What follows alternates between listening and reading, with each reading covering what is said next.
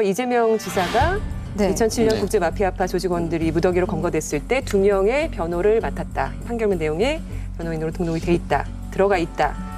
이건 이전에는 전혀 언급이 안 됐던, 알지 못했던 사실인 거죠? 네, 그렇습니다. 그것이 알고 싶다 해서 이제 취재를 하던 중에 우연히 이제 내용들을 확인을 하게 됐고, 이에 대해서 이제 이재명 지사가 입장을 밝혔습니다. 당시 기소된 피고인이 47명이었고, 그래서 법정 전체가 이 피고인들로 가득 차서 이제 누가 누군지 미처 알 수 없었다.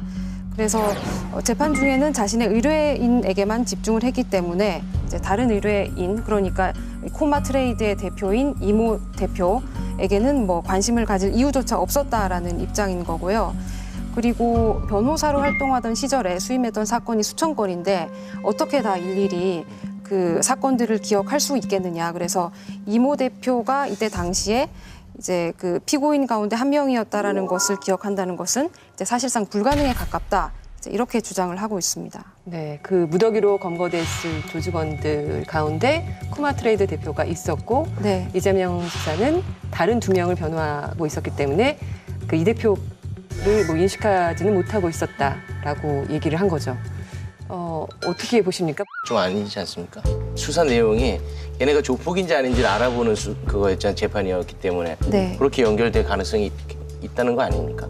그러니까 제가 변호사 입장에서 말씀을 드리자면 이거는 좀 답변하신 게 옹색하네요. 그러니까 또 하나의 쟁점으로 이제 조폭을 변호한 게 그러면 도덕적으로 맞는 것이냐, 이 쟁점에 너무 신경을 쓰시다 보니까 나는 몰랐다라는 얘기를 하다 보니 이제 앞도 몰랐다 이렇게 하신 것 같은데, 사실은 이런 사건, 이런 류의 사건은 지금 최욱 씨 말씀하신 것처럼 범죄단체 조직죄로 기소를 하거든요. 그럼 이 47명이 한꺼번에 법정에서 재판을 받았다는 얘기는 그 47사람이 다 조직원으로서 기소돼가지고 거기서 조직원이냐 아니냐, 네 역할은 뭐냐, 이런 거를 놓고 이제 판단을 받았다는 겁니다. 그리고 이제 재판 과정에서 보자면 결국은 처음에는 부인하다가 조직원이라는 걸 인정하고 집행유예로 나왔다는 얘긴데, 그리고 이제 그런 상황이라면 변호사 입장에서 그 조직 사건 내에서 자기 피고인이 어떤 위치에 있는지를 알아야지만 변론이 가능합니다.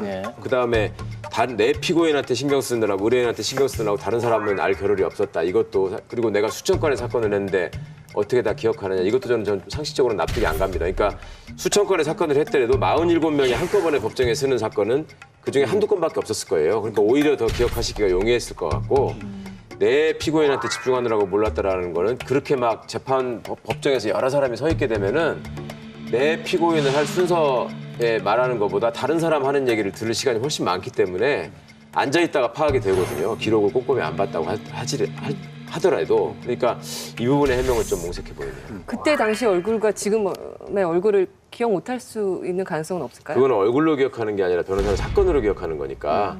또 이게 성남 지역에서 활동하는 조폭이었다라고 하면은, 특히 이제 성남에서 시민운동을 하시던 변호사 입장에서는 관심을 가지고 들어볼 수 있는 얘기죠, 이거는.